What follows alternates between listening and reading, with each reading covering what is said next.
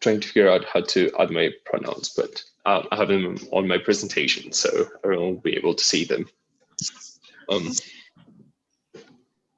Yeah, if everybody's interested in updating their Zoom information, you go to the Zoom in the top, zoom.us, or at least that's how it shows up for me, and then click on your preferences, and you can change photo, you can change your name. This is not the Zoom that I'm actually using most of the time, so all right, that's why it's not updated. Okay. Thank you everyone for tuning into our afternoon in the US sessions for Dismantle Preservation. I'm really excited. We are going to delve into LGBTQ storytelling in the UK. So this is the second Dismantle Preservation Unconference, but this is the first time that we've had international speakers. So we are going to start with Philippe. Great. I'm gonna start sharing my screen. Great. So hello everyone. My name is Filippos Toskas. My pronouns are he and him. My presentation today is about the commemoration of queer historic sites in London. It is based on research that started in 2019 when I was pursuing a master's at the University of Cambridge, and I've continued developing this this year at UCL.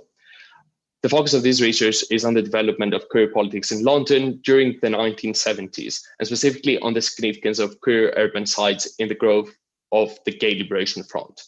So let's jump right into it. Why cannot? Okay, great. So the period at hand, meaning the 1970s, was very significant in that the Gay Liberation Front, or GLF, was founded. Prior to the existence of the Gay Liberation Front, the queer political activity in London was virtually non-existent. That, of course, does not mean that queer bars and clubs didn't exist. On the contrary, there were several such spaces all around the city, serving as hangouts for the queer population. Nevertheless, as many theorists have argued, these spaces constituted underground subcultures. They were operating in secrecy to protect their clients from violence or even legal prosecution. The emergence of the GLF marked the turn of the tide. The movement, of course, appeared in New York after the Stonewall riots in 1969. In 1970, a London branch had already been established, seeking radical social transformation. Contrary to the underground subcultures that preceded it, the GLF was striving for visibility, constantly organizing protests and events, including the first London Pride. The front wasn't around for too long, being dissolved in 1973. However, several of its local branches, such as the South London Gay Liberation Front, continued operating.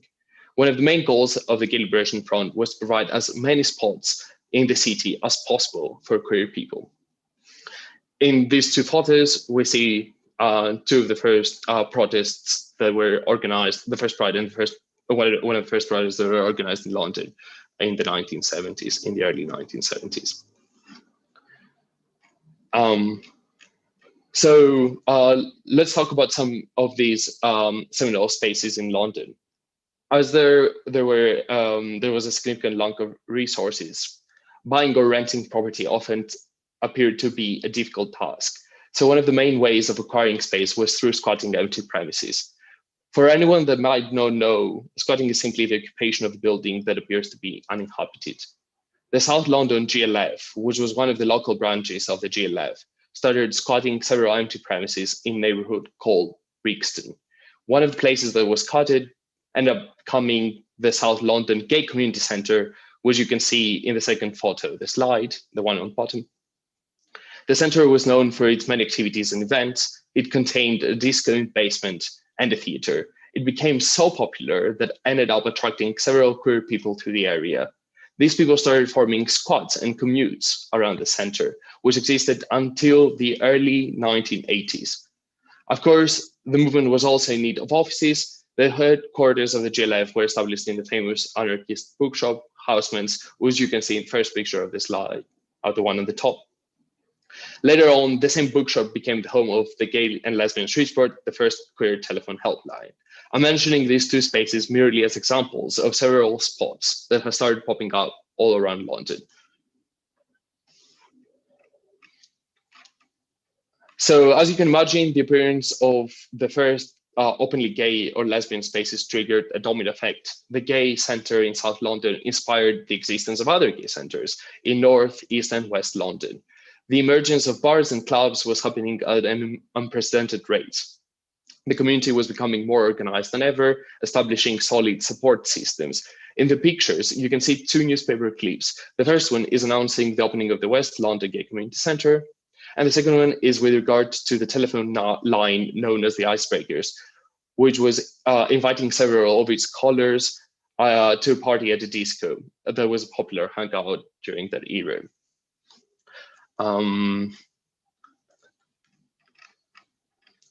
So it wouldn't be an overstatement to talk about a city-wide network. All you needed to do would be to call the gay and lesbian streetword to find out which bars, clubs, theaters, or centers existed around you. In addition, the streetword would help you finding a temporary residence if you had been kicked out of your house, or it would refer you to community centers if you wanted to spend time with other people that potentially face similar problems as you do. The network continued expanding, setting up the foundation for what would become the LGBTQI+ scene in London as we know it today. In the picture, we can see a volunteer consulting the map of the United Kingdom, and all these pins are basically like spaces that offer support to the queer community at the time. However, as I've already mentioned, several of these spaces were not bought or rented, making them extremely precarious. For instance, on several occasions, the squats were reclaimed by their original owners, kicking out the squatters. That means that basically there was a lack of spaces again, and this obviously had a significant effect. So most of these spots ended up closing their doors forever by the end of the decade. So finally getting to the issue of commemoration, contrary to other cities, for example, like Amsterdam, this is what comes to mind, at least to me, that have carefully preserved their queer heritage or have documented its existence. Most of the places that were quintessential for the 1970s gay scene in London bear no signs of this history. They're basically just ordinary buildings. So if you walk out of them today, you would know that they had any significance for the progression of the movement.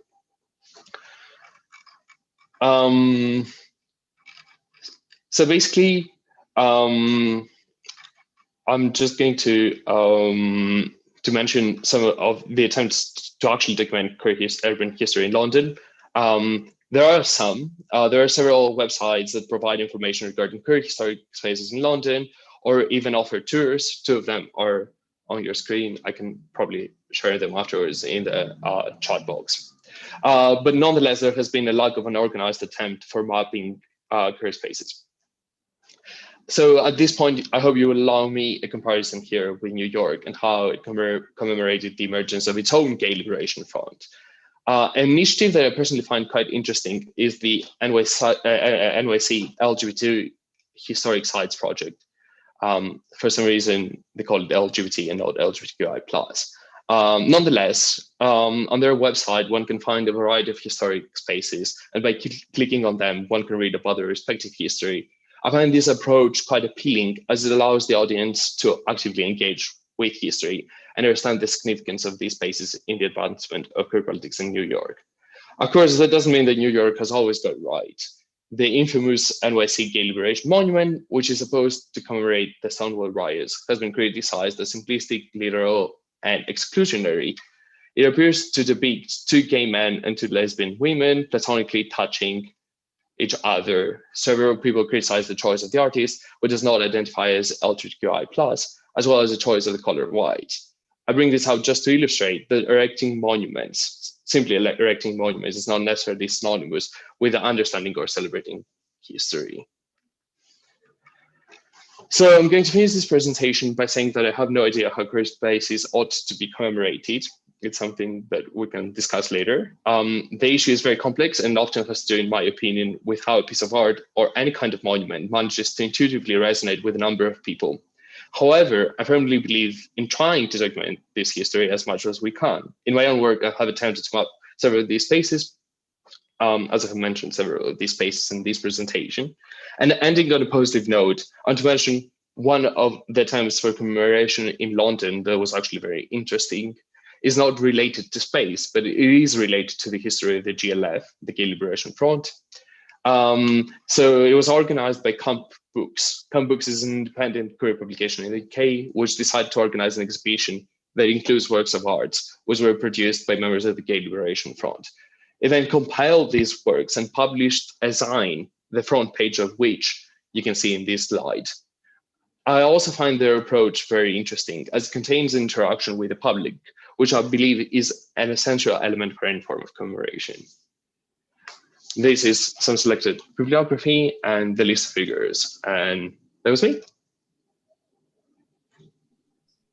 Thank you so much. I'm really excited to see what kind of questions our audience will have. But this is a wonderful segue to our next speaker, Amy, because Amy is going to delve in specifically into storytelling strategies. I can't hear you.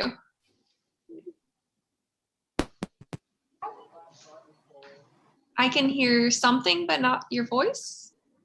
Okay. There we go. Here we go. Yeah. Yes. Yeah. Okay. Great. Sorry. We're in a different location to usual, so attempting to make everything work. So yeah, thank you, Sarah. I will just share my screen and then I can get on with it. There we go. Right. Cool. Everyone can see that? Excellent. Great. So yeah, hi everyone. I hope you're all enjoying the event so far. And before I start, I just wanted to thank Sarah and Ty for the opportunity and for his fascinating presentation that we've just had. So you'll probably notice some connections between our two short presentations, and hopefully that's going to give us some great questions in the Q&A. So today I'm going to be highlighting the ways in which the heritage sector in the UK, mostly in London, approach LGBTQ+ narratives, both in museums, in terms of tours and in written interpretation.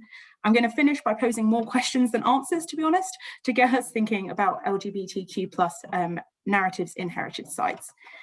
So how do museums and heritage sites in the UK currently incorporate LGBTQ+ narratives into their interpretation and uncover these narratives within their collections? So here's a couple of examples on the screen. So the first museum that added a permanent LGBTQ tour to its schedule was the Victoria and Albert Museum, which is also known as the V&A.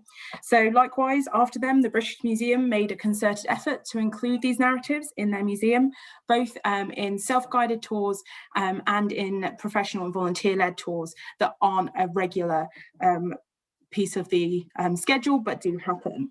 We've also got on the screen the University of Cambridge Museum's LGBTQ+ tour, which is known as Bridging Binaries, and is also volunteer-led. And finally, we've got the final British Museum one there. So straight away, we can see here the importance of volunteers in helping visitors access the LGBTQ+ narratives within these institutions and their collections. But what does this say? Are these sites refusing to or unable to divert valuable funds to diversifying their interpretation? Is there something here about the passion of volunteers versus the overworked nature of visitor experience employees? And who are these volunteers and what do these tours involve? So we're going to look into a few of these things in my presentation today. So there's lots of advantages and disadvantages to methods, to the tours mentioned on the previous slides in terms of communicating LGBTQ+ narratives. So volunteers tend to come from very similar backgrounds with a certain amount of privilege, which allows them to give their time for free. And this can restrict the diversity of your volunteers, which can in turn make some visitors feel uneasy about exploring their own histories within a tour of this kind. Furthermore, whilst all volunteers I've worked with on LGBTQ+ projects have always been amazing, there is of course nothing binding a volunteer to the site for any amount of commitment or time. There is also the time restraint itself, that tours usually don't run every day. So for example, the one at the V&A runs once a month outside of COVID restrictions, which means that you have to be able to attend at that time. Furthermore, attending a tour can also feel like a very public thing for a lot of people. And perhaps there are people that feel like this public declaration of their interest in LGBTQ+ narratives may not be something that they feel comfortable or safe doing. The other option that we saw on the previous slide was the self-led tours. Now, these can often be printed or available on the information desk, either through or for a small donation, or they might be accessible online. Now, this obviously has access issues in terms of the online version, and also that the museum has to then have the money to reprint those leaflets, which from experience is often not the case. Now, this can leave LGBTQ+ narratives hidden within the collection, despite the hard work of people within those institutions, and can create additional barriers to visitor engagement. So I'm going to jump ahead, and I'm going to look at a case study for us to think about here in terms of written interpretation text. For the purposes of this talk, written interpretation text is the labels that accompany objects and usually have a tight word limit. Here is an image of the funeral of Christina of Sweden, a 17th century ruler who abdicated, converted to Catholicism, and moved to Rome. Christina was an impressive patron of the arts, and questions about gender and her sexuality have persisted from her own times until today. In this way, she is the perfect person to include in an LGBTQ+ tour, allowing us to examine how gender and sexuality was discussed in contemporary terms, and how Christina also became a lesbian icon in the mid-20th century. Her narrative also allows us to look at how society at the time attempted to mitigate her gender ambiguities and to align her with religious ideals at the time. Now, this object is on display in the V&A's European galleries, and the written interpretation for this space states the following. So I'm just going to read this out. So for people of high status, elaborate pomp accompanied the rituals of death.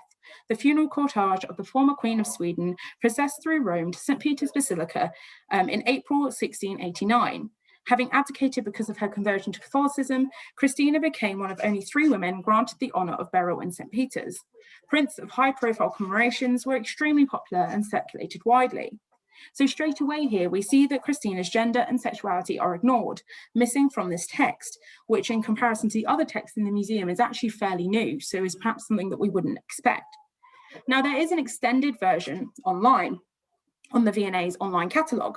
And I'm just going to read you a very small section of it, which states that having adopted the baptismal name of Maria Christina Alexandra, she spent the remaining years of her life based in Rome, where she led an independent and unconventional life.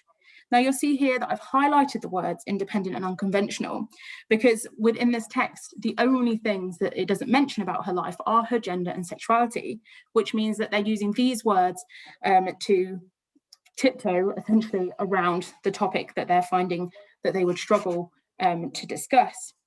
So what we obviously see here is that despite being quite a modern piece of interpretation, it's still ignoring the narratives of gender and sexuality that are so vital in the storytelling of her life. Now, the good news is that we're already seeing developments in how interpretation text can be written with ideas of diversifying the narrative in mind, especially within temporary exhibition spaces, where the information can reflect more current research, terminology, and ideas, and doesn't need updating in the same way as permanent label text. Now, the photos on the screen are taken from the Tudors to Windsor's exhibition at the Royal Museums, Greenwich, and were only actually taken yesterday afternoon. Now, here we see George Villiers, Duke of Buckingham, and he's presented as the potential lover of James VI I, in a way that does not avoid their sexuality, but also does not use modern terminology incorrectly, and does not say that they were definitely lovers, as we cannot know for sure. What we do see in the LGBTQ+ tours in the UK is that the same figures are used again and again within the construction of LGBTQ+ historical narratives. These people include Emperor Hadrian and Antinous, that we can see on our screen, Oscar Wilde, that is also on our screen, and Ganymede. Now, I'll be researching more into this after my PhD, but I've suggested in an article in the Royal Studies Journal that these men exist almost as a prescribed set, a group of LGBTQ+ figures that people can readily identify when considering attending a talk, tour, or other form of interpretation and historical engagement. The problem here is, of course, that they are all men who were or are traditionally depicted as white and largely represent the male homosexual experience. That is not to say that they aren't valuable figures to include. Having recognisable figures can attract people to the tour and other forms of interpretation, and these tools can be use these well-known figures as a jumping off point to introduce new topics and lesser known people from history. However, their inclusion in all of the tours that I've examined throughout my various papers and PhD reinforces the idea of LGBTQ+ poster boys, who largely only represent the G of the acronym. So, what do we need to think about when including LGBTQ+ narratives in museums? Essentially, there are issues of accessibility and availability in all the interpretation methods that we have discussed already. And I would say that these are one of the main issues that stop people engaging in LGBTQ+ narratives within the museums. In an institution, you could have tours and written interpretation text, and that this combination may allow more people to engage with these themes, but it still carries a language barrier. So there's more things that we'd have to think about there. It could also be hard to provide LGBTQ+ narratives in a way that is engaging and accurate, despite the changes of terminology over time. Christina would not have learned the words homosexual or transgender, and we cannot know if she would have identified herself within these categories as a person, if those terms had existed, or had she been alive today. What we see at Greenwich, however, is in the interpretation is an attempt to include LGBTQ+ narratives in a way that is in written interpretation in as accurate a way as possible. As COVID eases, the heritage industry can reassess its ability to fund and support additional projects. And it may be that these sites are now having to rely even more heavily on the work of volunteers to help diversify their narratives because of the current COVID situation. This, of course, is not ideal, but for the time at least, it might be that LGBTQ+ narratives remain ad hoc and volunteer-led rather than being a priority within certain institutions. But we can hope that future written interpretation, at least, will be more inclusive and work harder to include these narratives. Thank you for listening. I realised I forgot my bibliography slide. I'm sorry about that. If anyone wants any reading recommendations, feel free to email me and I can send them across. Thank you. Oh, thank you, both of you. I will say that it was kind of funny that Philip included the New York City LGBTQ sites in your presentation, because honestly, the volume of queer heritage conversations at this event is response to the last time I heard them talk. I was like, oh, I'm so sick of hearing them talk, because I kept attending conferences and hearing about LGBTQ history initiatives in San Francisco and New York City. And I was like, this is not the only place where this history exists.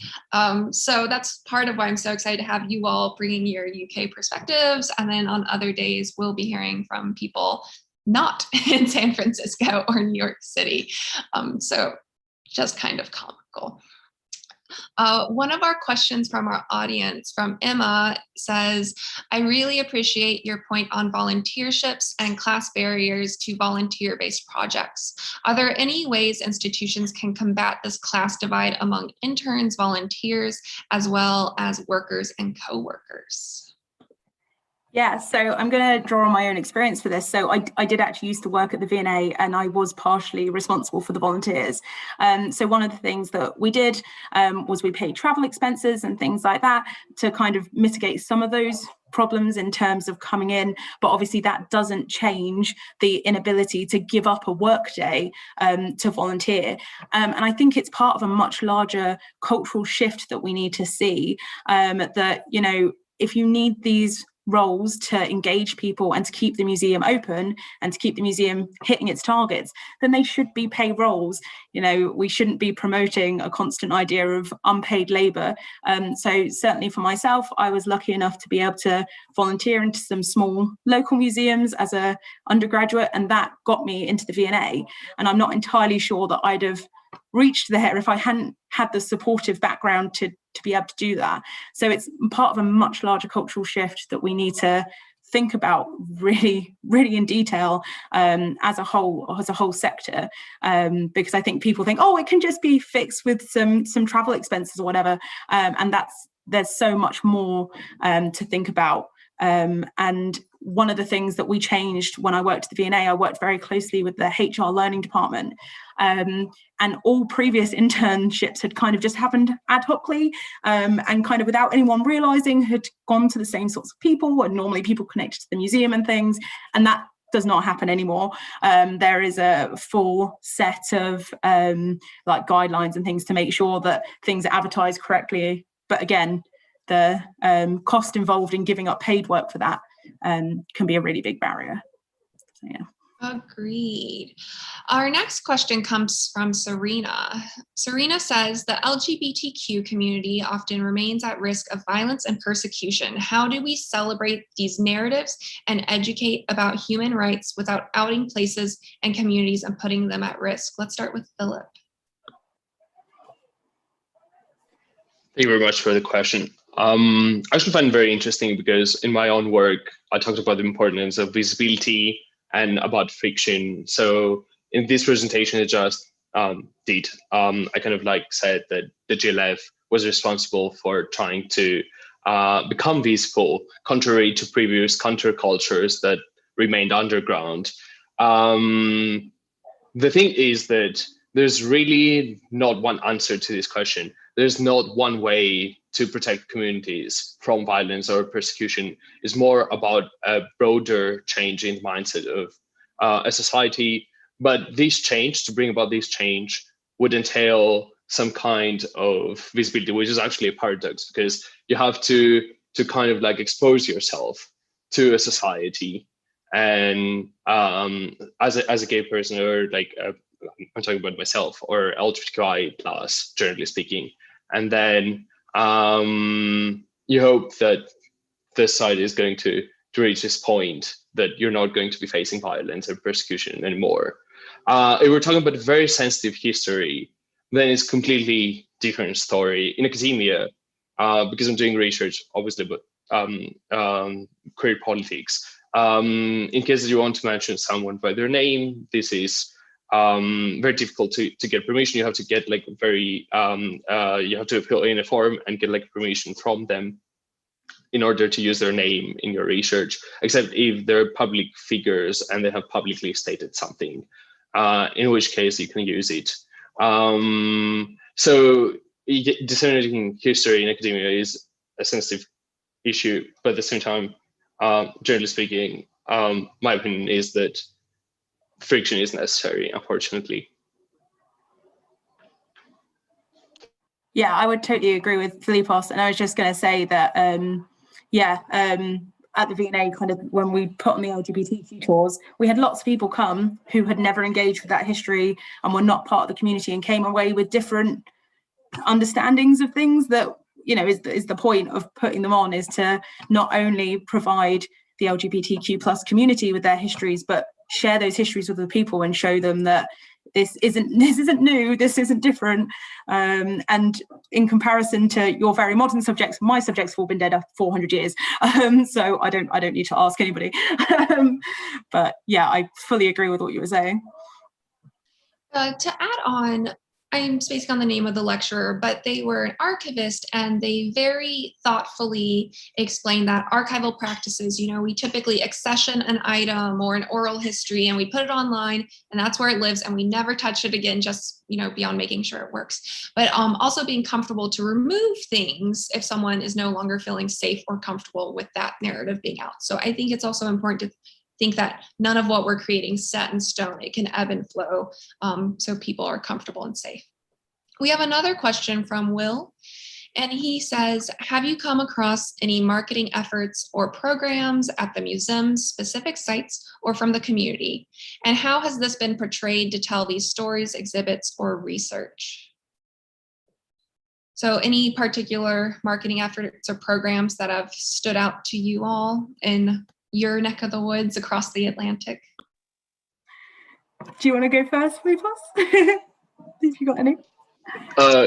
Yeah, I don't know, like talking about marketing efforts generally speaking, I wouldn't say that I have really come across that, just because we're not engaging with contemporary LGBTQI plus discourse. So that means that all the marketing efforts are obviously addressing to this particular culture. So no one is super interested in talking about the history of the GLF, or the only, I wouldn't call it a marketing strategy, but the only attempt that I've seen was the one that I included in the presentation, and it's basically this independent publication that just has its mission to inform people, and is specifically concentrating on the queer history of the United Kingdom, and it's been publishing and setting up exhibitions and organizing events, and has been very active. I think that they're doing a very good job, but marketing, as in marketing from like companies and stuff, I don't think so. Do you all have any grassroots social media accounts? Like, I'm thinking here, there's a Queer South account that, you know, collects oral histories, and it's not necessarily a formalized group, but any kind of grassroots efforts in that manner? Yeah, this effort is a grassroots effort that I'm talking about. Yeah, there are some, and there are several sites that you can find. I can actually share some in the chat. I'll do that now, but it's always very niche in a way. It's just that the market is not your average person, not even your average LGBTQI person. So yeah, we're talking about like very niche markets, but I can like share some of those, and hopefully it'll like expand and spread. What about you, Amy? Are you seeing any museums or historic sites specifically marketing programming? Yeah, what you tend to get, certainly my experience from the V&A and then some more regional museums, is certainly there tends to be like, not at the moment, obviously we're still reeling from COVID, but previously there's normally been like a pot of money that they're like, okay, so this is what we're going to do, and we'll earmark it for the LGBTQ plus tours or for some other sort of, you know, event like that. And so at the V&A, when they first created the out on display guides, they were printed and then they were advertised, and they did like a social media effort, and they made you know, like signage efforts outside the museum and stuff like that. But once that pot of money dries up, there's no like long-term solution to continuing that marketing of those things, which is what I think is really the real shame about it, because I know all the people who put in all the effort to create it, and they've done amazing work, and it's really fascinating. And then everyone gets to see it for one day of the year, well, one day of the month, or we did what, like we used to run Pride events and Women's History Month and stuff like that. And so for that 1 week, if you happen to walk into the museum, you'd see all this great stuff. But the rest of the time you just like, oh, it doesn't exist, because it's not part of that permanent interpretation. So that's why I think it's so important to be highlighting those things in interpretation text, physically accompanying the objects, because otherwise your scope, your base is so much smaller. On the one hand, it's kind of reassuring you all are struggling with the same issues we are over here, but on the other hand, it's mildly disappointing. I would love to have some closing remarks, any takeaways from both of you as we wrap up today's event. Yeah, Filippos, did you want to go first? Yeah, sure. I really enjoyed Amy's presentation. I didn't know half of it, just because I'm not in the museum scene, I guess. Yeah, my closing remarks would be that discussions are extremely difficult to approach. And obviously we only had like a 10 minutes presentation here, so no answers were expected, but don't think that there are answers, generally speaking, and how to commemorate something or how to highlight a history is an extremely intricate topic that we're all struggling, as you said, Sarah. We're all struggling with, just because it can often become something that is like cheesy, or something that doesn't feel inclusive for everyone. And we've seen many cases like that all around the globe. So my closing remarks is that it is an ongoing situation, and I'll leave it at that. Yeah, I would definitely agree. Take it as a developing situation, as a organic process, because there's so many things. When I was organising things for both women's history and LGBTQ plus history, that even at the time I knew that we could have done them better, but if the funding's not there or if the time scale and things aren't there, you literally can't make it any better. And obviously, you know, terminology is changing all the time and all those sorts of things. So what was really great and current 5 years ago that I'm already re-examining in my PhD already looks outdated.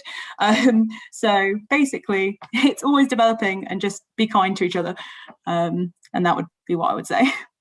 Thank you so much. And if anybody would like to continue learning about efforts regarding LGBTQ heritage, tune in July 29th at 5 p.m. There's a panel discussion called Queering Preservation, Multidisciplinary Approaches to Telling LGBTQ Stories. And then on Friday, July 30th, there's a lightning talk called To Carve Out Space Toward Transgender Inclusion in Museums. And thank you everyone for attending this Dismantle Preservation Unconference lightning talk session. I really appreciate both of you zooming in from across the Atlantic for us. Thank you so much.